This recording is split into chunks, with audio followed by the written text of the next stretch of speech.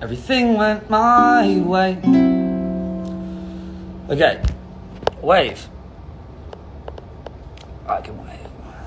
Okay, I think we're back on, ladies and gents. So, yes, the good news stories, or anyone that wants to say hello, say hello. You know.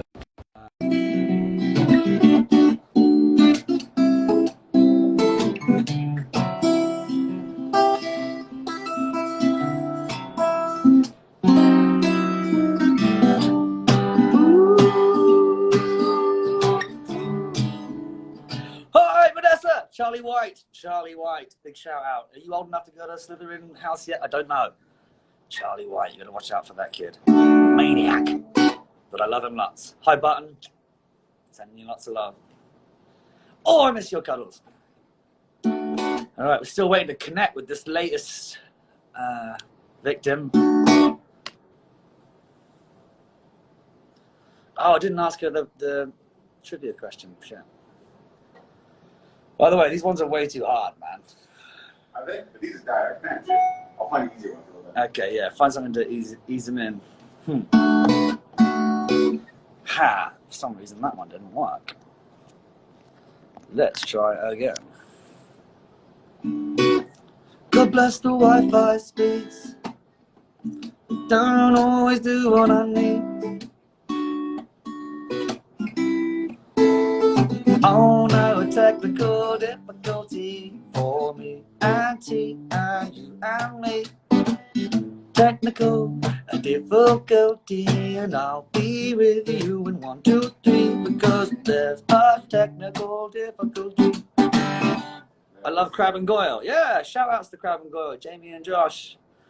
I haven't seen them for a long time, but spoke to them recently. It'd be cool to get them together. In fact, yes, can someone give them a nudge on Instagram and get them up to say hello, and I'll try and join them into the group. Ah, what's your... That was very complicated. We got there. I mean, my thumbs are bleeding. I've been pressing so many buttons. Look at you, so colourful. If you had a beauty team in there, if you had someone come and do your hair and makeup, you look rather glamorous. Willow has done. Willow's done it. Right. Willow did a bit quick good work. Got in the bath and got out and sprayed you and give you a light sprinkling. Why do you think it was 1 p.m? It took 4 hours to get ready. It was very good. How are you, mate? Very nice. You've had a stylist. Nothing. I'm good. I'm good. It's very lovely to see your face. Listen, my daughter. I'm in my bedroom here. I kicked everyone out. Everyone, like there was a crowd in my bedroom. But my 14-year-old wandered in and went, "What are you listening to?" And I said, "It's Tom." I turned around and she went, "He can sing," and then left the room. That is a massive compliment. Like the biggest compliment you. Yeah, nice voice. She said, "It's true." I got you there. There you go. I'll take it where I can get it. I'll take it and get it. You can sing. I'm sure you can sing.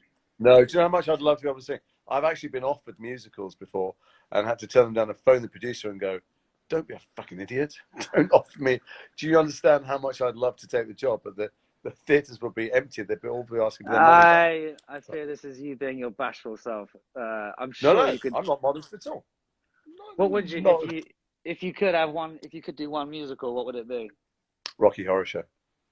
Oh man, yeah, it's one of my dear friend's favorite. I'm going to be guilty and say I've never seen it.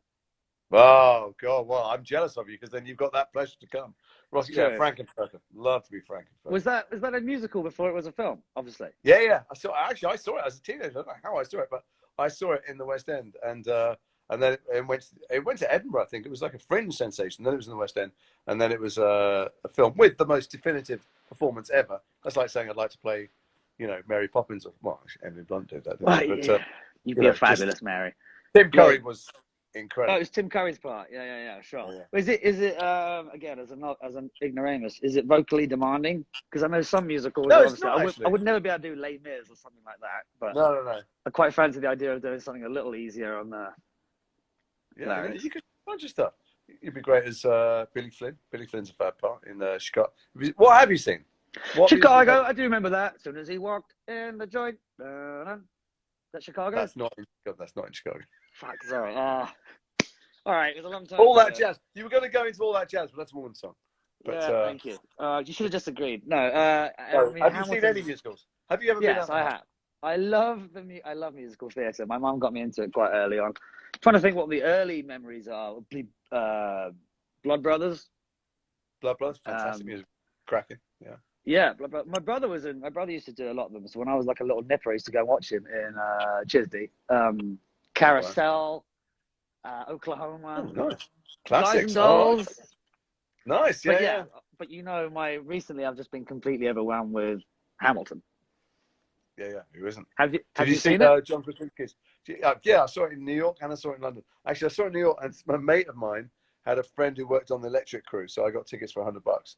And I was sitting there, and I was sitting next to a couple who paid $7,000 for 2 seats. First of all, I was thinking, why didn't you go to the Caribbean for a month, you moron? But then I was thinking, but how good does a show have to be to justify 7,000? It's got to be like Jesus and the Beatles or something coming out. You know. Featuring, yeah. No, I would have gone up to 6.5, but 7's a joke. No, it was mental. And then I saw it in London, and the kid who played Hamilton, young man who played Hamilton, was utterly brilliant, and had just come from my drama school, so that was nice to see him. But great. Just as good in London. Yeah. Marvelous. All right, Do you see the John Krasinski thing? What, the sort of TV, the sort of the news show that he's kind of doing? Or... Yeah, he did Hamilton. Like, there was a kid who wanted to go to Hamilton, and they got the whole cast to sing to her on Zoom. No, I did not see that. You've got to watch it. Well, these are the sorts of things I'm hoping we can achieve together. No, it was good news. It was beautiful. It was a beautiful thing. There wasn't a dry trouser in the house. It was fantastic. Oh, mate, that's awesome. Yeah, no, Derek showed it to me the other day, actually. That's the kind of thing that I'd like to do. So people are throwing questions at me to ask you. Go. Have you found a replacement for Dobby? Yeah. Dobby. I didn't miss Dobby for a split second. I despised Dobby. I'm just kidding. Monstrous. That one was from me. Monstrous, pointy-eared little git he was. What? No, seriously though. Actually, here's my replacement for Dobby. Hey, Missy, come here. Come here, baby. Dobby. Come here. Give us a kiss. Give us a kiss. Come on. Look, there she is. Oh, Willow, why are you doing that? Look at that. Who's that? Look, that's Missy. Missy, who was basically a stuffed toy. She's a stuffed toy. She goes from the couch to the bed. And then in between, we drag her around the block and leave paw prints in the pavement. She doesn't want to go. She certainly looks a lot better than Dobby did. Yeah. I hated Dobby. I hated Dobby for many reasons. Partly I hated Dobby because he was a monstrous little git and very ungrateful. But also, people cared so much more about Dobby dying than any of the rather marvellous actors and fully realised characters that Joe created. I think that says something wrong about humanity. Rarely do we agree, Father, but I'm completely with you on this. I never liked him. He looked funny. He was never sweet and endearing. I was also rather jealous of Toby Jones, that brilliant actor who got to play Dobby, because, of course, he didn't have to sit in makeup for hours. He just rocked out of bed at 10 or 11 o'clock, stood at the side of the set, having coffee and a sandwich, and did the lines and went home again. In his pyjamas. In his pyjamas. Yeah, it's not a bad gig, is it? It's not a bad gig. Anyway, listen. Did you interact? I'm trying to remember. Did you interact with Dobby ever? Did you have to look at him? Or No, because didn't they just put like a little green gremlin-shaped thing no, as reference? reference? All there for nothing. Because the first thing I had to shoot was the last bit of Chamber of Secrets. And Wait, the first scene you ever did? Yeah, first thing I ever did was the end of it with Richard Harris and Daniel. Yeah. And, yeah, of course. And it occurred to me that Dobby was standing there. So I said, where's Dobby? And they went, well, it's wherever you want to look. And I went, but where do you want to put him? And they went, it's up to you. And I went, oh, okay. So, like, well, if I look there? And they went, yeah, okay, it's good. And there'd be a little drawing. I went, what about if I look over there? And they went, yeah, it's fine over there as well. And I went, let's go over there then. Let's go with this one. The left side is good. And then I go, what height is he? And they go, did you have Toby or anyone there to? Did he have any lines in that bit, Dobby? No, he didn't speak in that bit. He spoke outside, but he knocked me on my ass. Right. Because I'm thinking of the classic line, which I'm sure one of you told me that it wasn't scripted, or yes. Hopefully, Harry Potter will be here to always save the day. Something along those lines. Close enough. It's because I didn't have an exit line. And I don't know if it was my ego, Jason's ego, or Lucius's ego. But the first shot I had to do was just leaving the room with Richard going, thank you, Lucius, that'll be all. And Rena and I went, I don't. And so I went over to the director, still a bit shy because it's my first day, and I go, I think he'd say something. He's a bit proud. Yeah, right. A pompous fool in front of Harry. I don't think he'd be stripped down like that. And he went, okay, why don't you try something? And I went, like what? And he goes, I don't know, just try something. I went, okay. So because Richard was quite scary, Richard. He was quite intimidating. And he goes, thank you, Lucius Malfoy. And I said, let us hope Mr. Potter will always be around to save the day. And Daniel, all of 12 then, I think, puffed his little chest out, stepped forward and went, don't worry, I will be. And I thought, bloody hell, he's good, isn't he? Little bastard. Little Trying bastard. to steal my thunder. He wasn't meant to get the last 3 line. years in RADA. Yeah. And now, it was a very good line. I like to think that maybe Columbus would have whispered that in his ear. I mean, No, he just came up with the top of his head. He was right in it. No, Daniel didn't. I was going to ask that. When did you first realise that I was a far better actor than any of the other children? Well, the second I met you. So it was quite clear. I thought I could tell. It was obvious. I threw the ball up there. And they're really, in some ways, you know, I thought they did very well with the one dimensions they had to play with. And all their spare dimensions they gave to you. Well, you know, I was lucky to work with such great. In fact, you know, it's true. My first memory of us doing a scene together. I don't think I'd met you before this. We were on set. We were just about to do Borgin, and well, I didn't have a lot of 12-year-old friends. I know. Oh, you mean on the set, right? Okay. Well, no, in life. I don't believe I'd met you before. If I had met you before, it was without the wig and without all the stuff on. So I just would have thought that, you know, I don't know what you were. Anyway, we were outside Borgin and Burke's, and all in the full gear. We'd just taken a few pictures, stills. There's a famous one of, like, you know, me being a little pauper and you standing. Yeah. And I just remember, you know, the usual that I'd seen from other adult cast members was, you know, quiet down now, people, and everyone would start to chill. And then we're going to get ready to roll, and then some actors will, whatever, take a moment with their eyes closed, or do a little vocal exercise, or something just to sort of trigger everyone else to be like, we're about to go. So then it would be, you know, fun. Rolling, speed, sound speed. And you were telling me a story about some hilarious story about you trying to help someone across the road, and I don't know what it was, but it was a very light-hearted. Completely obscene and inappropriate. But it was very funny, and it was very light-hearted, and you were lovely, and you were looking at me smiling. You were like, "My dear boy, you really gave me some good vibes." And then the moment you're telling the story and rolling, and you're telling the story, and action, don't touch it. Sorry, go, and then whack with the cane or whatever it was. You turned into a vicious man very quickly. I always remember that. Sorry. For those people listening who don't know the story, sorry, we had told before. They built this cane, this wand thing that we had. I was going to ask you about that. I actually had it for a video the other day. But anyway. I wanted to ask you the story about how that came around, but yeah, sorry. Well, I'll say that in a minute. But anyway, because they end up with this thing, and it's very heavy. It's got a huge silver snake's head at the top, with some very sharp fangs. And they'd made it, and the very first thing that I'd say to you was, "Don't touch, Draco." And you were touching that, and I didn't get the weight of it right. And the two little fangs went into your hand, and I don't know if they drew blood, but they certainly pierced the skin. And you looked up at me with these big, innocent eyes, all filling with tears, and we played the scene out. And when they said, you know, cut, I rushed over and I'm so sorry, Tom. I didn't understand the weight, I didn't know they were sharp. And you went, no, it's okay. It's good for the scene. It's okay. It's good. It was such a little trooper, and I'm not sure, even to this day, that you truly believe that I didn't do it on purpose. I was more under shock, mate, because you were such a lovely person when the cameras weren't rolling. And then suddenly it's action, and you just turn into a right bastard. But no, I did think that was my job. To be honest, I did think that the purpose of Lucius in the stories, because they'd met you already, and you were a horrible little shit in the first film, and they go, well, you know, all the characters are so believable and truthful. Why is this boy so awful to a nice kid who's arrived? Once you see that his father, if you got to see that his father is a loveless bully, and that he's bullying down, it's kind of like a cascade, a waterfall, this unbroken chain of bloodless bullying, it would explain a lot more. And the fact that I humiliated you in front of him too, even in the bookshop, that, you know, I didn't, it's not like I'm bullying you behind closed doors. I'm belittling you in front of him also, which is, well, I felt that was my job, to be awfully mean to you. I think obviously it's in the writing mostly, but the idea of, like, over the first 5 years at school, obviously you dislike Draco for being a slimy little git, But ultimately, at the end of it, you kind of feel for him because of his terrible parenting from his father's side.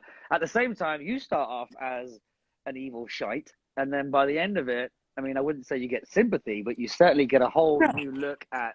But you get a whole new look at Lucius to see this disheveled, red-eyed, scared, like whimpering version almost when year one gets done. So that I think Joe did a great job of that as far as like no one's really. There's no character in it that doesn't have some rich journey and reveal. But I think seeing this arrogant, bullying, elitist, aristocratic prick, and having the layers peel back and getting to see that it comes from that kind of aggression and superiority comes from neurosis and desperation for. He was so desperate for status. Yeah. So you know that, and it's a great example for in other walks of life. Like, I mean, this is obviously that's a real trait that people have in life. That it doesn't lead to any sort of when you're in power, it doesn't lead for you to be happy, and when you're not, you're still equally. Anyway, I must move on. Come on, I've got questions to ask you. No, go on. All, I would love to know because you recently pointed me on to various charities. You've been talking about good causes and so forth, and obviously there's been a wave of volunteers and brave doctors and brave nurses and brave carers and people that are putting themselves on the front line. And you put me in touch with the Red Cross UK team to see what they're doing. And like, I just wondered how you came across them. Is it something that you've always been part of? Blimey, how did I first do it? I think it was well, for those of you who don't know, first of all, Jason, give us a rundown about what some of the good things the Red Cross do. So the Red Cross do extraordinary things. So even when COVID isn't going on, the Red Cross all over the world they're the apolitical organisation that's been around for, I don't know, 100 years or longer. And they are in every disaster anywhere in the world. They're also, they do, refugee crises, refugee camps. They're feeding people. They're trying to get people, they're trying to make people, give people medical and health treatments. They're advocating for legal change. They're housing homeless people. They, in Britain and in every country, they are taking people from hospitals. They're looking after lonely people, old people, helpless people. They are the most extraordinary organisation. And so I'm very careful about who I get involved with. So I want to have a very good, deep look at, if you give money to them, does the money end up actually at the sharp end? Of course, And, they are looking after the most vulnerable and helpless people on the planet. And in the UK, where I've been more involved with them, not only are they looking after those, they're doing things I thought that the government did. So when people come home from hospital, they need to be looked after and settled, and someone needs to check on them. It's the Red Cross that are doing it. So now that the coronavirus has made there's far fewer resources, they're doing it even more here. They're also doing food banks. They're clothing people. The number of things that they do is mind-boggling, and they're always part of. Whenever there's a hurricane or a tornado, or they're there too.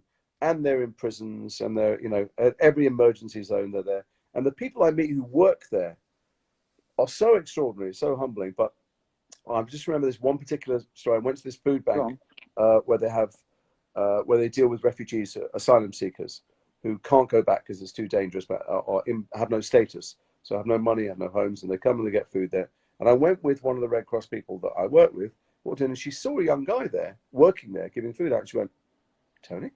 He went, "Hi, this is a guy who has a full-time job at the Red Cross.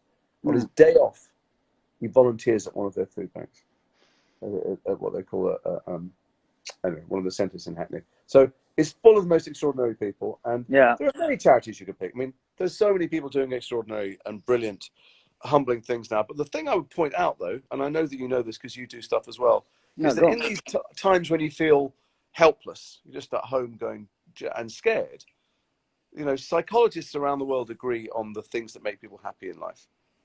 Strong personal relationships, a sense of purpose, and a sense of service. It's always the same thing. It's never money. Poverty makes people unhappy. Desperation, definitely. But once you have subsistence money, extra money never makes people extra happy. But they all agree that being of service to other people, helping people, makes you feel good, makes you sleep better, makes you feel good. So I do a bunch of stuff. I know you do too. If anyone watching has anything spare financially, the Red Cross could do with it. Many organisations could do with it. If you've got any time spare, volunteer and phone lonely people. If you've got any actual time spare to go and deliver food. Absolutely. And Absolutely, reach out. I don't do it because I'm nice. I'm a horrible, selfish fucker. I can vouch for that. You're a I real know, dick. absolutely. I do it because it makes me feel better about myself. It's true. I feel and that's like actually, it's funny you say that, because I think of this redefining the word selfish, because we do interpret that as being a negative word, right. selfish. But as you just said, you're not doing it because you're a nice guy. You're literally doing it because it makes you feel good. And it's something that we completely overestimate. We're like, oh, of course, buying a new car and a shiny new guitar will make you happy. But no one thinks like, well, actually, if I just, and it doesn't have to be, we often correlate it with money, but I mean, you go back to what you're saying if there. you've got money to spare, that's great. But if not, and they could use it. But if not, take pleasure in finding the link of something that you're excited about or passionate about, and put it on your social media or send it to your friend or your mom. Like, I really think the smallest drop in the ocean I've can got make a friend, quite I've got a ripple friend on effect. lockdown here. She's living by herself, and she's spending 4 or 5 hours a day phoning lonely and vulnerable people at home.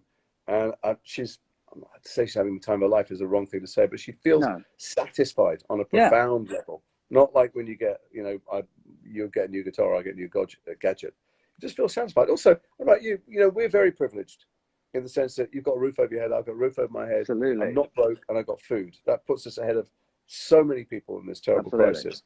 And I feel guilty about it. It doesn't make me want to give everything I've got away, but at least I want to do something so that I don't feel so awful about. Well, I like to think it's a ripple effect. I mean, realistically, this is just me and you having a lovely chat. But if it does bring awareness to certain things to a new person, then it was worth it. Also, we met because we're in these stories, and it might be a giant commercial enterprise, Harry Potter, and generated billions of dollars, but the truth is right at the heart of Joe's story. And the reason it's been so successful is people get something out of it about how to live their life. We've met so many people, you and I, when we travel around the world, who've gone, this thing saved my life, or this thing inspired me, or this character's journey. Even Draco, who I, as you know, think is the hero of the entire piece because he broke the chains of bondage. I do. I think, that Harry was always goody two-shoes. He was always going to make the right choices. But Draco does something different. And I think a lot of people are inspired by Joe's stories. That's why they're not successful just because they're fun and entertaining. They're successful because they touch you profoundly. And you can have a piece of that if you do a little bit for someone else. Yeah, I like to think of it as well as, first of all, they're just a very, very entertaining and rich stories, like you said. But also, by the end of it, you can't help but have, not even a slightly better, a much better moral compass than you did when you went in. Yeah, as far as you can see what does well. I love a happy ending. Who doesn't love happy endings? Well, speaking of happy endings, I am from here down. I am wearing a laced thong. I would like you to guess what color the thong is. And if it's right, I'll show you. Laced thong. I'm going to say. By now, it's kind of slightly green, slightly mouldy. Christ, he got it. It's the same one. Yeah. It's got a little bit of yeast on it or something. All right. Moving on swiftly. What did I have else to say? I got questions for you. Oh, go on, mate. So, because I have written stuff down here. I'm trying to be like really organized. Oh no, sorry. No, then you're in charge. Go on. It's your no, bollocks. No. I'm saying like it's just ramblings of a madman. Help me out, please. So I find you to be. We don't want to nauseate anybody at home. Obviously, we like each other. Oh, Christ, Dad! Don't embarrass me. Your creative juices are flowing in many different directions. You're a very good actor. You've been on a lot of sets for many years, from when you were a little kid. Are you going to take the reins? Because are you writing stories? Are you going to direct? Are you going to get involved in other things? I thought you meant horses. Then I'm not a fan, mate. Yes, right. I would love to. I'd love to. And I'll equally gush back and say. No, don't. I'll ask you a question. Don't bounce back. I'm going, but I will, and I'll say this: I've been lucky enough to really, really enjoy the industry, as I'm sure you know. Yeah. Acting is a noble profession. Not so much that, but more like there's a hell of a lot of luck that goes into it, and there's a hell of a lot of luck when who you're working with. Because it doesn't matter if you've got two great actors together. If we don't have an understanding before we go into this that I'm allowed to make mistakes and be vulnerable, then you've already fucked it up. But also, you're not in charge of it. You get picked. So people go, you played a certain type of character in these enormously successful films. And so people come to you, presumably, and ask you to play the same kind of thing all the time. And you have to decide whether you want to repeat yourself or try and do different things, which you have managed to do.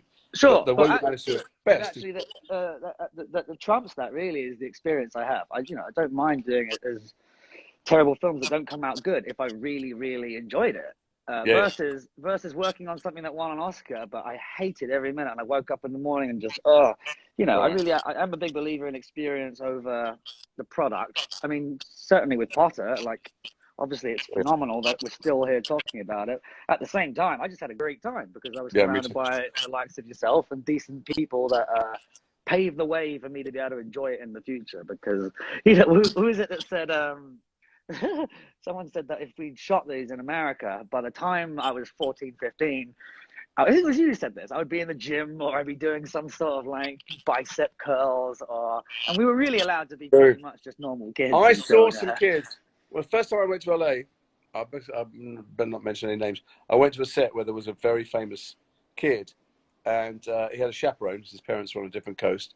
Right. And he had like drugs and guns and girls, and like, I mean, it's beyond conception what he had. The chaperone was completely beholden to him because he would have been fired if any of the stuff came out. So he just, a teenager who just was indulging himself in the most extraordinary way. But I've seen other teenagers not quite as bad, but first of all, the earnings pyramid for the family is completely inverted. So you've got a kid who's earning the money. What do you mean?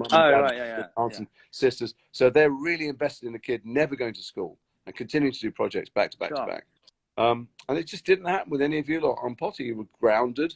You had parents that cared about you. You actually had producers that cared about you. And you were kept humble by everybody treating you just like a kid because there were loads of other kids there you were at school with. Yeah, and I think the main thing as well, like the idea, I mean, not that I've seen it on too many sets, but hierarchies have been a lot stronger on other sets than they were on Potter. You know, there certainly was no case of the crew pandering to the cast. Well, maybe when we were like 12 years old, the rule was don't swear, which they did anyway. But other than that, we were allowed to have a good time, which is definitely. Do you ever get embarrassed, like at times like this? So we're, you know, the world is in this extraordinary crisis at the moment. Do you ever get embarrassed that we do this stupid job? Embarrassed? I mean, I do think it's. Well, we're not. You know, we're not doctors. You know. Well, no. Well, I'd love to be a doctor. I'm quoting Gervais now. I'd love to be a doctor. It's just too hard. I want to be a soldier. I'm not brave enough. Yeah, too scared. Oh, I'm an entertainer. It's in my blood. It's just easy. Now, this is not me. I'm quoting Gervais. No, I love that. I do love that scene. Yeah, I do, mate. I feel very lucky because, you know, I don't really. I'll often forget about it. I really do. And I walk through somewhere and someone will be like, "Hey, what's up? I'm like, how do I know you?" And we're like, "Oh, no, we watched you in the film." What's the weird thing? Because you live in LA. In LA, anywhere you go, everybody knows everybody's entire acting resume. As soon as you get out of LA, it doesn't happen. But as soon as I land in Los Angeles, I feel about 1,000 times more famous than the completely unfamous that I am in England. It's weird. You go to Starbucks and they know the ratings and what your last film took at the box office, and you just go, just give me a fucking cup of tea with it. But they don't go, they go, "Hey, Jason." Yeah, they know. Do I know you? The amount of time people will come up to me and go, "Oh my God," and I've just gone, "Oh my God, yeah!" In fear that I have met them a year ago and I've forgotten their name or whatever. Well, I overcompensate, throw my arms around people and kiss them on both cheeks, and they go, "Just want to say I like Black Hawk Down." And I go, "Well, that could be a dangerous thing to advertise on such a channel." If you see Jason in the street, run up to him. Doesn't matter what he's doing, whether he's eating, whether with his family. Just grab him. I do the opposite. So I overcompensate with someone who I think I know, and then someone else comes up and says hello, and I'm go, "Nice to meet you," and they go, "Nice to meet you. We went to school together for 12 years. I married you," or whatever the hell it is, you know. Yeah. I've done that one. Okay, wait. Someone just nudged me, and they've nudged me several times here. Do you have a favorite? Was there a favorite line or scene or something that? Because I get the same request all the time. My father will hear about this, which you have done. I do. Potter is another one. Scared Potter. That's about it, really. But those are the requests. I mean, God, you know, I remember "Don't Touch." I mean, between you and I remember that. I remember the line. I remember that line to Daniel. I remember being in. You weren't in the scene, so it doesn't count. It wasn't any good because you weren't there. I was in Hagrid's house in the invisibility cloak. And they said, "You call this a heist?" Just like saying heist. Heist. Wait, what does it mean? Well, it's house, you know. Actually, one of my favourite moments was Rafe snapping my wand. Oh, yeah. I always imagined that was getting my pants pulled down and being castrated at the table there. Because it's the worst thing you could do to anyone. He was, as far as I remember, Rafe was lovely. But I remember that particular scene. There were so many people in the room. Everyone was very lovely, but tensions were high. It did feel like you were being castrated. Also, he knows how to take the moment, Rafe. He took that moment. He knows how to play power. And well, it's all very social and fun off camera, but when they go action, there's a terrifying dude in the room. Yeah, stickers all over his face. And when they say cut, and you see him sitting on a chair with a cup of tea, reading a newspaper. Voldemort reading a newspaper is pretty bloody scary. It is. It is still quite scary. Okay, I have another question. I'm going to throw just to test. Oh, you're going to hate me for this. Go on. What are questions? Let's check your trivia. In which book did Harry and Ginny share their first kiss? Oh, jeez. Did they not do it at the ball in Goblet of Fire? Perfect. Ding ding. Honestly, wow. I don't know. No. It's no, they didn't. Half-Blood Prince. No, he didn't even take her to there. Half-Blood Prince. Oh yeah, I wasn't in that film. Okay. A terrible thing happened to me actually that film. So I flew back. I was invited to the premiere, and I can't remember what I was doing. I was working somewhere in America, and I flew back overnight and landed during the day and hadn't gone to bed and went to the premiere. And it's all very glitzy and it's weird being. Maybe it's different being you because you look like him, but I don't look like Lucius. So I go about my daily life in London. And I'm, go to the shops, the supermarket, when I get on the tube, and then at night, get out the car at the premiere. Everyone screams your name, and you go, "I've been walking about during the day. No one made the slightest fuss." But anyway, go to this thing, and I sit, and I'm right behind lovely David Yates, who directed it, but I haven't slept for 48 hours. Gosh, you did not. And I snored very, very loudly, like Jason. a hippo. And my wife kept on fully kung fu elbowing me in the face because I would go like that. Not because the film was boring. You can't fall asleep. I hadn't slept. Oh my God! Terrible memory. Well, yeah. To be fair, he mentioned it to me the next day and said, "I can't believe it." It's just so rude. It's so rude. Do you know this about David? He's got a tail. So David Yates is the lovely director, but I'm watching who directed. I just remember him doing this. Yeah, but very like Tigger, just so enthusiastic. He was very happy. He directed 5, 6, 7, and 7 Part 2, and then the Fantastic Beasts film. So he's insanely talented, but he's a very, very sweet man. So we come out from behind the camera after doing a take and find some little compliment, little gift to give to everyone on the set, not just the actors. Oh, I love the way to the set dresser, the glasses laid down.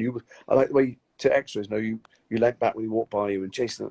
And he'd say lovely things to everyone, but if he touched you on the arm, he had a note, he had a correction. He didn't know he had a spell. He'd come up and go, "Oh, that was lovely." And he'd go, "Can I just say?" And they just lean in and just go, just touch on the elbow, go, "Okay, you can't see me here." Go, "So when you walk in the door," and I'm thinking, "Oh, okay, what is it? What have I done wrong?" No. I had a terrible tell. He was very obtuse. He'd never want to be like, no, what are you doing? Shut up, stop. No, never. He would always be like, whatever you did. Oh yeah, that was interesting. But you're right. As soon as you had the as soon as you get the arm on the other, just do something this way. Done. So I wasn't going to. It was great. I can't remember. I think it was number 5 that I wasn't quite sure whether I was going to take the job because it was a very small part in number 5, and it was spread out with many months in between, and it stops you doing other jobs. And sure. I didn't want to not be in the films anymore, but it just wasn't. Professionally, it wasn't such a great opportunity. No, and David said to me, "Look, I know it's not a great part in there, but we have written you a really fantastic scene where you go and persuade Voldemort to turn on, I can't remember, Snape or Dumbledore, whatever it is, like where I go and manipulate Voldemort to do something." And I went, "Really?" He said, yeah, I think it really worked. It's great. Anyway, I took the job partly because Joe had told me that I was going to be in number 7. I'm like, okay, well, then I don't mind. I'm not going to be in 6. You've got the inside scoop. But I'll be back. So I took the job, and this scene is coming up. And David says to me at Rap one day, we're going to shoot the scene the next day. He goes, "Well, I'm really looking forward to tomorrow. It's going to be great. The scene's going to be so good. You're going to really be great in it." And it's one of the reasons I took the job, because it is a lovely scene. And I come in the morning and I go to work, and I get in the trailer, and David appears at the door of the trailer, comes to see me. Director never came to see me in the trailer. And he sat down next to me. He said, "Oh, I was looking at the scene last night." And he touched me on the arm. Uh-oh. And I knew it was gone. And I said, "Oh, no." "What?" And he goes, "I was just thinking," and I went, "It doesn't make any sense, does it? You don't want Voldemort to be manipulated by Lucius. That would be a terrible scene." He went, "Yeah." And it was gone. But that's, I mean, that's a testament to, because I'm sure he was right. But, even in my limited, well, not limited, but even in my short career, I've seen that several times. Half of that times for me. Well, for example, Chamber of Secrets. No one told us that scene from Borgin and Burks was not in it until we watched it. No, that's right. Where did it come from? And I know Dave Legino, bless his heart, is a dear. He played Fenrir Greyback for the last 3 films. He did all the lines. He read all the lines on set, and it's only when he went to see the film that they'd given him this wolf-like sound. I remember him asking, being like, no one told him. So that was, at least it was sweet of Yates to come up to you and say, listen, mate, it's not going to work. No, it was sweet. He was an incredibly nice man. I had another one with Gary Oldman and I were left to do a giant wand battle in the Vale Room for quite a long time. I remember, that was a great scene. In my memory, it was weeks. Maybe it might be the days of it. But we came up with all these fabulous special effects things. And every time we came up with something, they go, yeah, we did that. I go, really? I go, yeah, can I whack the one down on the ground and a wave of rock knocks him over? I go, yeah, we did that.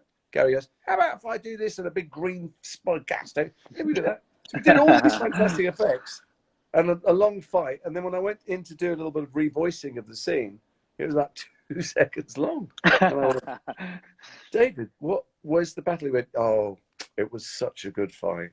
Such a good fight. He said, and if I was making a film called Lucius versus Sirius, we had the whole climactic end sequence. But unfortunately, it's not called that. And we've got another fight afterwards, and it wasn't as good. So we cut so they had to get, yeah. It's like a wizarding James Bond, that, isn't it? You and Gary Oldman having it out. Yeah, well, that's, testament to, well, the time we had to muck around a bit, I suppose, or create some scenes. Yeah. Wait, so I remember you disappearing all the time because you had to go to school every time you weren't. The camera Martin Cameo, what's up? Sorry, just shout out. Let's go for it, mate. Oh, you're seeing all the people. I'm not seeing them. I can see like one line, and my eyes are bad, and I'm just too distracted by your facial features. It's hard to concentrate. Don't show me the bicep. Did you? Sorry, no, the gun. Sorry. Did you work at school? What was it like jumping off to go to school? Well, that stuff. I can't imagine that you could focus. What, you mean like tutoring? Yeah. I was like, you'd be in the Great Hall for 3 hours, and then you'd have to piss off to a room by yourself and be taught by a teacher. Well, it was no fun being a class clown in a room of one, I tell you. It was pretty crap, to be fair. Although, I mean, I say crap, it was great as far as education. We got our 3 to 6 hours every single day. Right. And, as a kid, you just want to, once you come from the Great Hall or wherever it is, you don't really want to sit in some styrofoam, some cupboard. Well, yeah, inevitably, looking back at it, it was great because it did help my general education of maths and stuff. Right. But other than that, it was a bloody nightmare.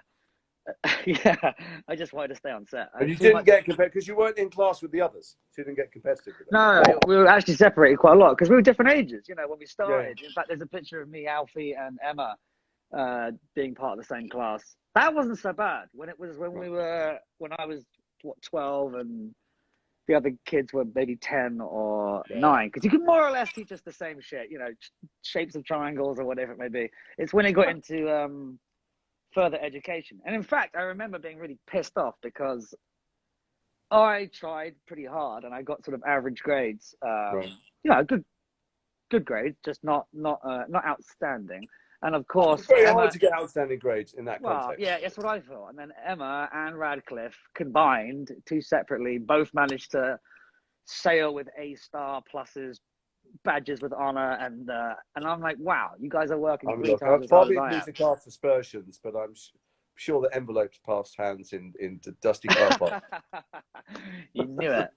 Cheeky buggers. All right, Jason, I'm going to have to love and leave you, my friend, because I'm going to move move on to some talk to stuff. your friends. No, but thank you so much for being here today. And I'm hoping can we not do this every Friday? I mean, just a quick chat, if nothing else. And also, I feel like between the 2 of us, we can rope in a few more of the old colleagues from Hogwarts and get them on. I know the old ones. You know the young ones. Great. Well, let's reconvene in the middle of the week. And hey, before I leave you as well, if you don't mind me asking, family, everything's okay at home? You know what? This virus likes my family. It's cut a swathe through them. 2 of my brothers have had it very badly. They're alive, thank God, but they've been to hospital numbers of time. One of them's in hospital for a long time.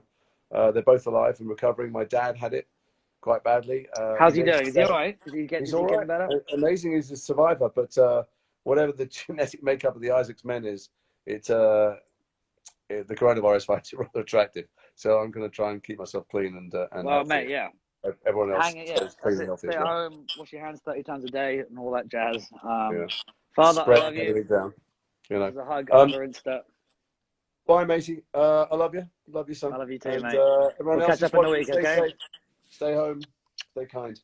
So I don't even know how to get out of this. I'll just be a guy pressing buttons. What do we do? No, don't say Can you goodbye kick me then off? awkwardly. No, look at that way. I'll look at this way. Wait, Right. bye. Huh? Dad was the second call. Wait, can you still? No, I'm not even speaking to anyone, am I? Yeah, that was fun. It's good to see Dad. Nice to see Dad. Where were we? Where were we at, Derek? Do you have some good news for me? Do I? Yeah, so I could pass on some stories of good news. I definitely have some good news. I'll start though quickly. Did you know it was today, some 40, 50 years ago, that Paul McCartney confirmed that he was not dead? This is today. I read it earlier, yeah. And Winston Churchill got knighted today. Wealth of facts. What have you heard, Derek? I heard that there's a guy in London that has started to do a little fundraising thing where he's decided to clap for 24 hours. For 24 hours? Is he raising money? Yeah, he's raising money. This is it, 24 hours. What's his name? Are you being for real? No, that's a real. Oh, yeah. Okay, well, let's shout him out. What's his name? Let's shout him out. We should. Give me a second. Oh, yeah, you're right. Oh, quickly though, sorry. We have a interruption for a breaking news update about sport. Uh-huh. Whoa. We can't use that kind of language on the air, Willow. Excuse me there. She's very passionate about the Dodgers.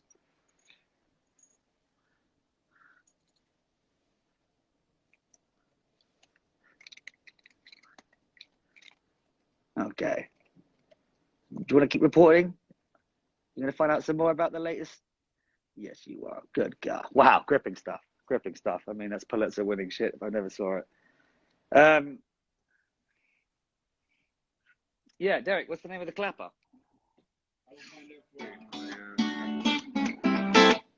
Yes, anyone else has some questions or some love from Israel, or is there going to be a question? Here we go. Who am I going to pick here? You got what now? Jack Peagham, it seems. Jack Peagham. Yes. Shout outs to Jack Peagham, clapping for 24 hours.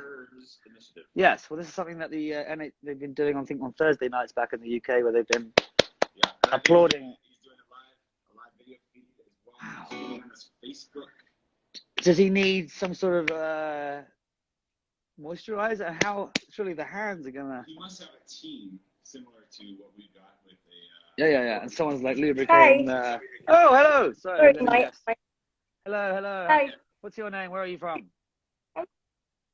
Camila, I'm from Argentina. Camila from Argentina. Buenos noches. Hola. Hola. How are you? You okay? Yeah. Okay. Great to see you. Can you give me some good news from Argentina, or perhaps a question or something to say to these lovely people? I'm on quarantine a long time ago, and I'm very tired. I'm sorry for my English. Not at all. Your English is fabulous. It's far better than anything I can do. All right, my darling. Well, we wish you all the best. Have a great night. Thank you. Sending you love now. You too. All right. Bye. Bye, darling. Wonderful. We're spreading the love. As far as Argentina, let's see what the next victim has. Next caller. It's caller. First time listener, long time caller. First time caller, long time listener. Hi. How are you? Terrible. Oh no, how come? No, I'm just making sure you're listening. I'm good. How are you? I'm fine. Thank Where are you you for. calling from? What's going on? I'm from Belgium. Belgium. All right. Yes, we were there I last year am. in Ghent. Is it Ghent? Yes, I missed it, and you did like your performance with your guitar on the square, and I saw the live stream, and I wasn't there, unfortunately. Oh, well, you're here now. Yes, I am. Thank you very much. I love Belgium. It's so beautiful. The people are lovely. The food's great. The beer's good. Yeah, And true, just the cities. Oh, Ghent. Where else did we go to? Bruges, obviously. Yeah. Yes, I actually live in Bruges, so that's Do very you? beautiful. Yes, I do. Okay, cool. Very good. Okay, so you only get to give a shout out if you answer this question correctly. Oh wow, shit. Oh, yeah, exactly. Wait, these questions are, I can't read what the hell. What does Dumbledore tell Harry he sees in the mirror of Erised? What Dumbledore sees. What does Dumbledore tell Harry he sees? Yes, what does Dumbledore see? I mean, we all know it. Oh no, I don't know. I know. Oh my god, no, I don't know. Oh, Okay, shit, now I okay, feel okay. like such a terrible fan. No, it's okay. Okay, they go on your feet, but they're not shoes. What? They go on your feet. I don't. Something with socks then? Yeah. Okay, well, right, brilliant. Bravo. You win a dog biscuit. Oh wow, you can give it to Willow for me. I will give it to Willow for you. Marvelous. All right, lots of love to Belgium. I had a question. Sorry, yeah, I was wondering. No worries. I was wondering if you had any new projects like coming up or that you're working on, or. Funny you should say such a thing. In fact, I'm hoping to speak to the man that created it. There's a new film coming out today, I believe, on all your digital platforms, iTunes and so forth. I don't know whether it's Europe yet. It may just be the States. But there is a film called Breaking for Wales. Breaking for Wales. Okay, Breaking for Wales. Yeah. I'll look it up. I'll be sure to put the a little trailer up on my Insta later. But I think it's available now. It's a kind of like. It's a comedy. It's my first comedy, I think. Had a lot of fun doing it. I think you'll like it. Okay, great. Can't wait to see it. Lots of love to Belgium. Bye. Thank darling. you. Please call Emma. She keeps calling me. I'm like, no, I'm busy. Rotate, what's up? Just US at the moment. Okay, thank you. I have the Felt Beats girls, if you don't know them. These people keep me more informed of what I'm doing than I know. Very helpful. And my mum uses their website as a way of finding out where I am. Anyway, let's see what the next caller. What have we had? Argentina, Belgium. Jason was in Angleterre. What up? Oh, hi, Mum. What's your name? Where are you from? Is that you? He left me. He hung up on me. Wow. All right. You little shit. No, fair enough. Okay, let's find someone that might be more. You see him pass the phone to his mum. She's like, "What are you doing?" Oh yeah, I'll get that bastard. Hide live video. No. Pin comment. I can't. Hello, darling. Hi! Hola. I'm from Italy. Italy. Grazie mille. Do you like Italy? I love Italy. Whereabouts in Italy you are? North, south? Down. Down. Okay. Naples. Beautiful. Are you okay? Everything okay? Bellissimo? I think that's. I'm embarrassing. No, you're not embarrassing. Can you see? What? Can you see pizza? Can I say pizza? Absolutely. I love pizza. Now, the real question is, did the Italians invent pizza or did the Chicagoans? Exactly. Exactly. All right, my darling, listen, have fun. Lots of love to Italy, okay? Bye-bye. Thank you. Italy, they've been having a rough time, obviously, the last few weeks. Great to see so many people helping others, etc. Okay. Shit, I just missed him. Fuck. Oh, excuse my French. Tom. Wait, let me find him again. Did you just send a little request? You want me to let him know? Yeah. Just say whenever's good. Oh yeah, no, sure. I'll find something in the meantime. Anyway, how about a little song?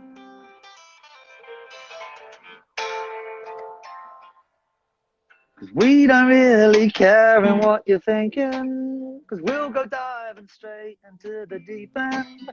We know it. Guess what? We'll keep on tonight. And tonight.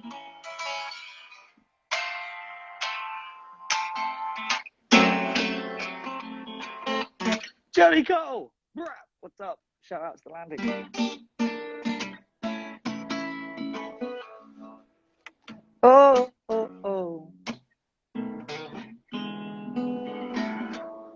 Oh, oh, oh, oh, oh.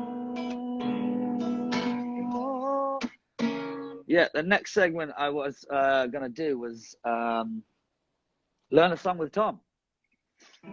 So together, get your guitars out, get your ukuleles ready. We're about to learn a new song from Tom. When I decide what it is, I haven't got that far yet. I know, it doesn't come out like one, it comes out like... We're still learning the technicalities of doing such an affair. Please call you. I mean, call Emma. I told you, she keeps calling me. I'm busy. Okay, wait, here we go. There's an opportunity. Ah, bollocks. Wait, hang on.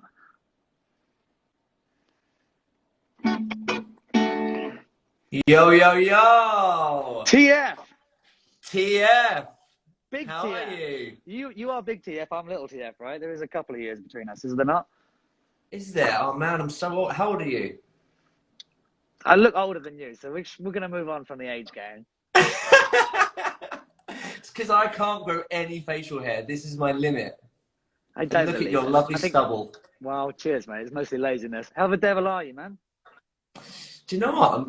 I'm pretty good. I feel like, you know, obviously there's some terrible stuff going on in the world right now. For sure. But I quite suit the isolated lifestyle. I feel like I've been practicing for isolation for like 17 years being in a band. I mean, I won't lie. It does seem like you are enjoying being a father probably more than you should do. It seems like you're just hanging with your best friends, really. Well, listen, don't get me wrong. Being at home every day with 3 kids. So for everyone watching, I have 3 boys who are 6, 4, and 1. It is stressful. It's hectic, but you know we're getting by. Do you take equal duties? You and the missus, you and G. Yeah, it's always been. It's kind of weird because we both have similar jobs. So my wife's an author. And I write books as well. I'm in a band. So it's kind of similar, you know, we're both writing a lot of the time. So we try and time our like writing cycle so that one of us is writing while the other one isn't. So you can do all the school runs and stuff, and then we swap over. But, you know, it doesn't always work like that. So it's, you know, we just kind of juggle it. Yeah, still, it's always hard to find time to actually sit down for hours and write. So it sounds like you've got a pretty good system. Well, yeah, I mean, I just sit in this room for hours and hours. Well, what I basically do is I don't sleep anymore. Because the only time I get to work is once the kids are in bed at night. So I was going to mention the bags under the eyes are just screaming 3 days out. No, it's because I'm sitting like really close to lights. That's my trick. I sit really close to these lights and it hides all of my flaws. I can tell. Because look, I look like some sort of slightly pink thing, and you look like some sort of beautifully lit. We'll talk about. Mate, you look amazing. We'll talk about this later. Anyway, I should mention, as of course, for those of you who don't know. Tom Fletcher and I have been friends for, what, we're going on a decade now? Yeah, well, and... No, we're not that long. I've been a long-time fan, new-time friend. Well, likewise. And, yeah, and mainly, I think, because we are both called Tom, and our surnames begin with F. We're similar ages, and the McFly Potter fan base is definitely a crossover of demographic somewhere. And I would always get stopped in the street and say, "Hi, are you Tom?" And I'd be like, "I am Tom, yes." They'd be like, "Oh my God, I love you in the last Harry Potter movie." I'm like, "Yeah, I'm not that Tom." Even at the Harry Potter premieres that I've been to, people would be like, "Oh my God, you're amazing in that film I just watched." I'm like, "I wasn't in the film you just watched." I would have claimed it, honestly. The last time. Well, yeah, it got to the point where I just stopped correcting people now. I'd just be like, "Yeah, well, that's me." Exactly. People say to me, like, you know, the first album was best, and I said, "Thank you, I appreciate it." Me and Danny have been working on it for a while. Speaking of which, actually, were you not set up to do some shows? Is it now or Yeah. Yeah, we were meant to go. We were meant to go to Brazil. That? Yeah, so we're meant to be on tour in the UK. I think now it's Brazil first, because we haven't toured for about 4 years as McFly. Yeah. So this was like our big year of touring, you know, back together, and yeah, we've had to postpone it all. So I think Brazil's now postponed until September. The UK tour, I think, is October, I think, but you know, it depends on what happens. Yeah, so you know, it's a bummer, but it's what, you know, it's the right thing to do, and it's what we have to do. I mean, listen, we've all. I mean, the amount of things that are being cancelled now and changed. I mean, we've just got to count our blessings and wonder if it is a blessing in disguise, in the sense that, have you been able to work on some other stuff that you probably wouldn't have got around to if you'd been on tour? Because I know you're a busy penner. What's the latest book you're working on? I'm working on my next a new novel. It's kind of ongoing. So I've got a new novel that will come out hopefully in October. So I've got a book out that I wrote with my wife at the moment. She's working on her next one. I'm working on my next one. We're working on a script for another project together. It's like a lot of stuff. And normally, you know, when the kids are at school, you get a little bit of time in the day. So although I've got more time at home, it's kind of less time to work. I've paused my writing at the moment. Well, that's very... For a very good reason. That's very miss this for the world. Yeah, I mean, absolutely. Of course, we're here to sort of promote being at home and not taking any stupid risks of going out. And we're obviously, we're trying to lead people towards the Red Cross tonight in the UK, because obviously you must have seen it doing at home, the Herculean effort of all the... you know, the front staff as far as nurses and doctors at the NHS. Were you part of the round of applause, or is that a thing that happens in your neck of the woods? Yeah, we go out Thursday nights, do the round of applause. We're also, so our song, my band has a song called All About You, and we're donating all of our royalties for that song for the whole year. We're donating to the NHS charities. So that song, for the rest of the year, it belongs to the NHS. This is a very weird alignment of stars, Tom, because first of all, bloody awesome. That's incredible. I really think that they're the unsung heroes, and finally they're getting a song. But that song specifically, this is the segment called Learn a Song with Tom. Now, I didn't tell you this, but you're the Tom, not me. And the song that I'm hoping you're going to be able to teach me and all of our lovely listeners is It's All About You. F?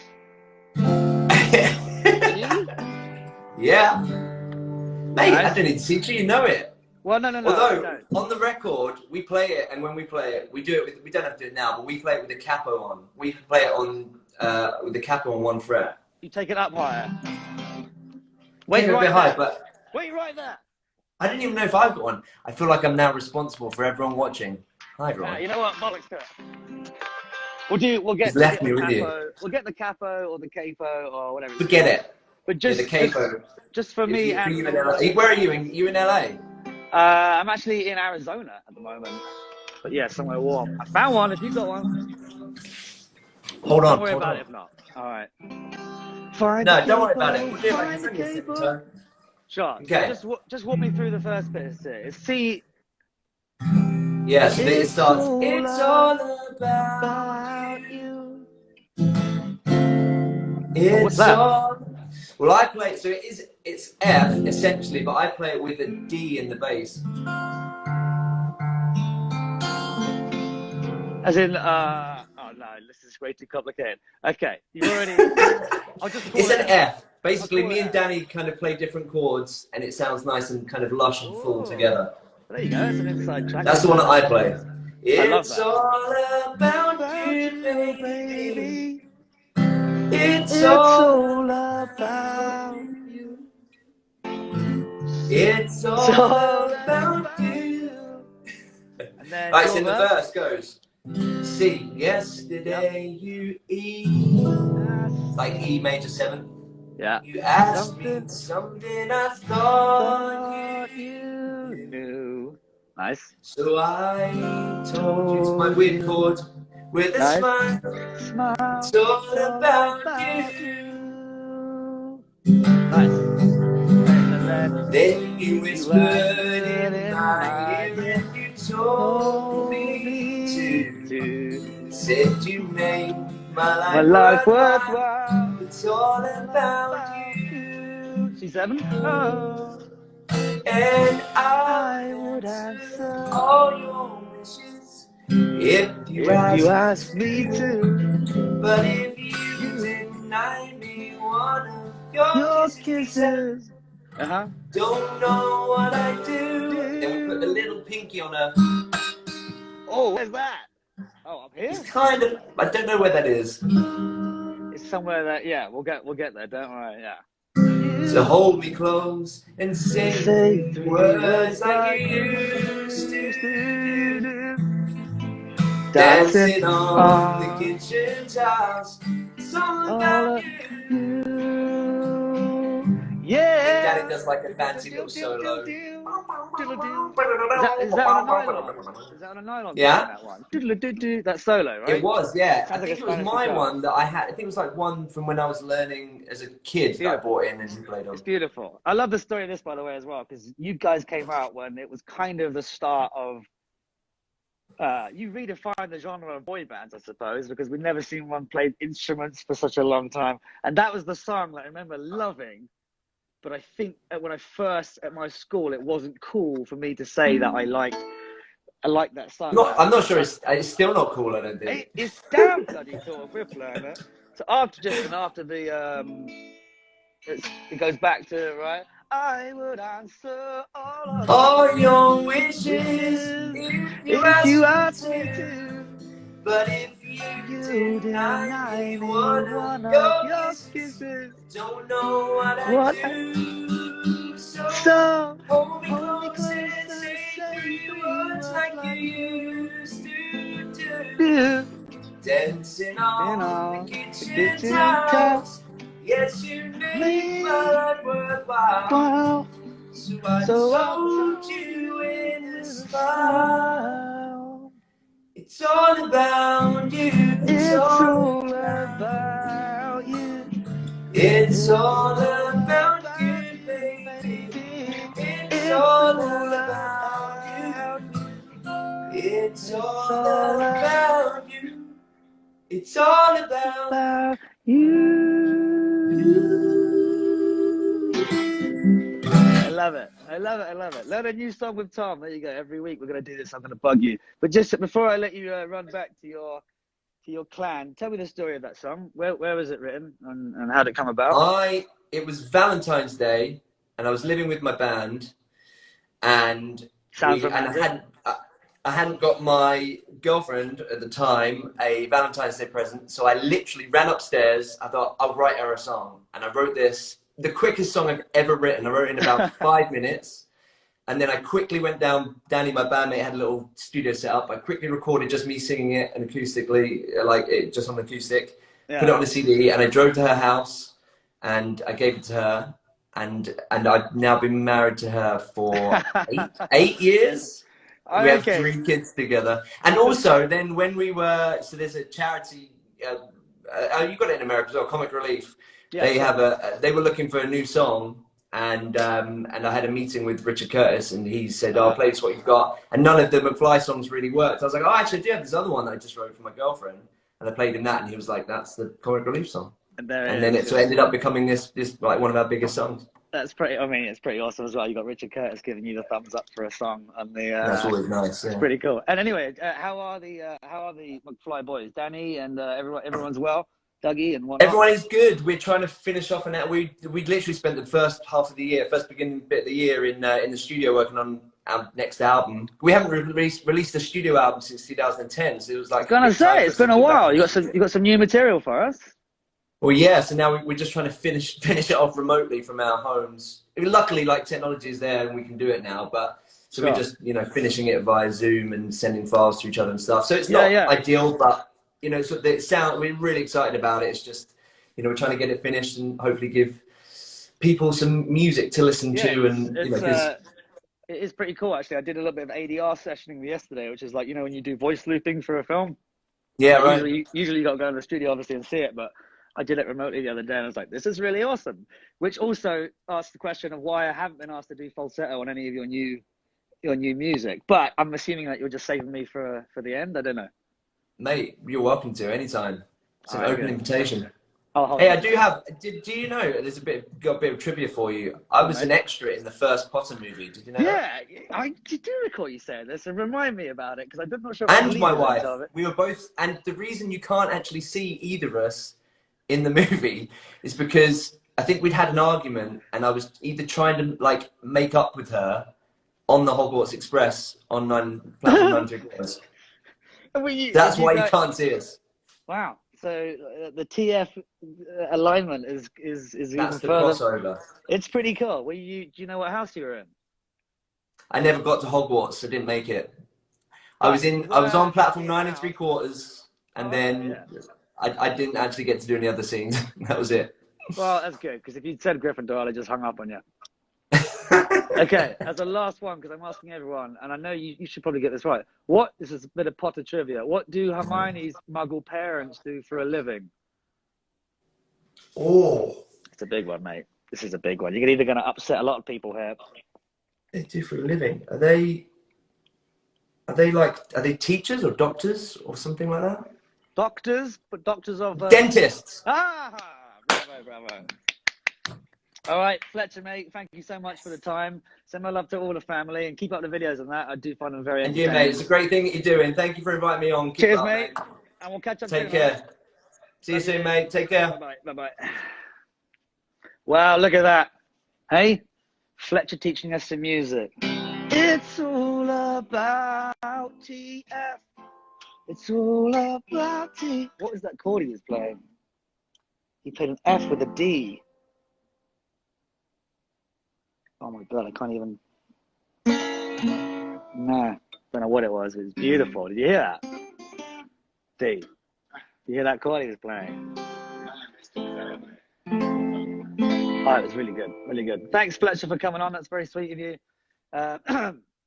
Okay, we do have a very important report from Willow, which has got some latest scoop.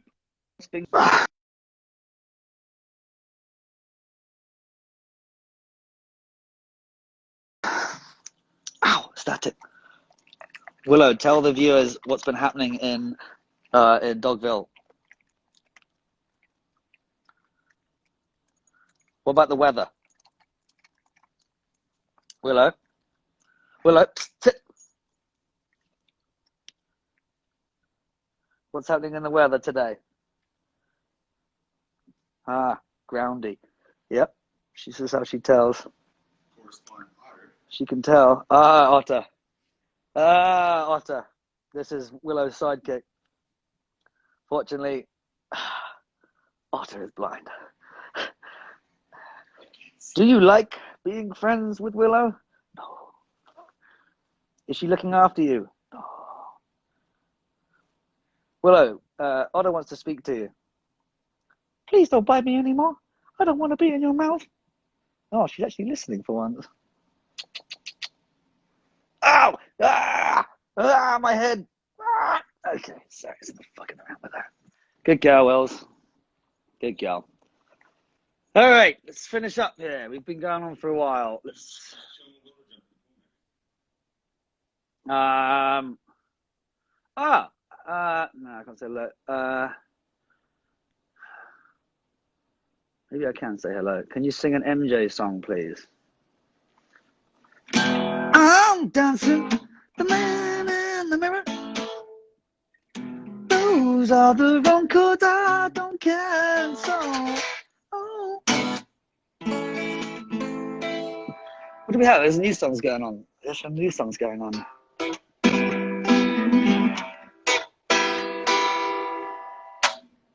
Cause that's it, I quit. Love with girls, I've given up on it. I've given up on it. And talking to my boy D the other day, we decided we were better off without them anyway. Yeah, man, we'll just chill. Better off without them anyway. Cause we scrolled up and down all night.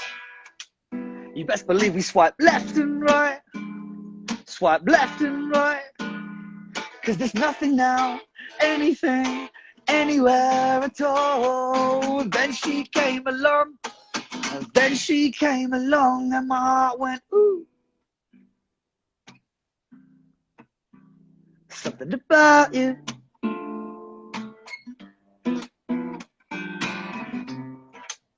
Then my heart went la da da da da da da da. Yeah. Now hold up, T Felt's what you saying? What? I'm pretty sure now the opposite you said just the other day. You said something like, yeah, maybe that was true. You said something like, we don't need boobies, but watch movies. Maybe occasionally roll some doobies for the luck. This boy. Cause there's nothing now, anything, anywhere at all. But then she came along, fuck's sake. Then she came along and my heart went, ooh. There's something about you.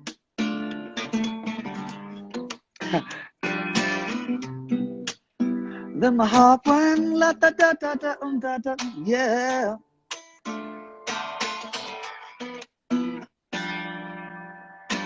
Nothing now, anything, anywhere at all. Then she came along, oh. Then she came along. There's something about you. You put my ducks in a row. There's something about you. I think you already know. There's something about the way you hold me in your arms, sweet darling girl. Please say privé. There's something about you. Woo! You know who you are. You put my ducks in a row. There's something about you. I think you already know. Something about the way you hold me in your arms, sweet darling girl. Oh, oh, oh.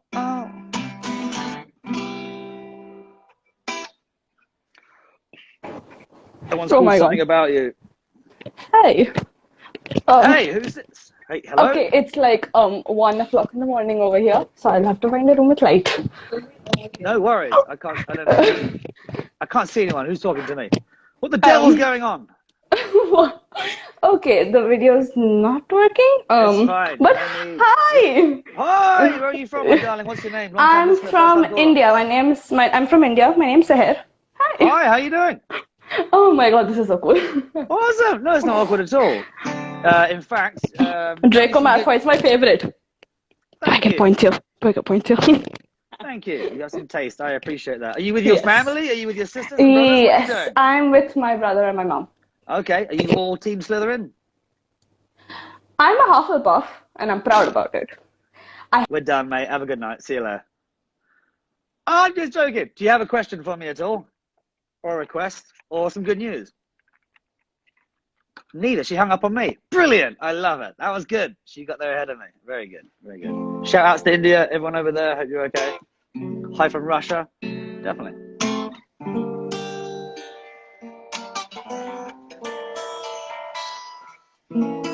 Oh, here we go. Another batch. Another batch. No, wait. Remember this kid? Is this going to work? Unable to join. No? Okay. It's not as straightforward as I was hoping, really. Yeah. We'll just pick anyone, really. I don't know. And we should ask a question before the question. No, I can't do that. Okay. Definitely not answering that.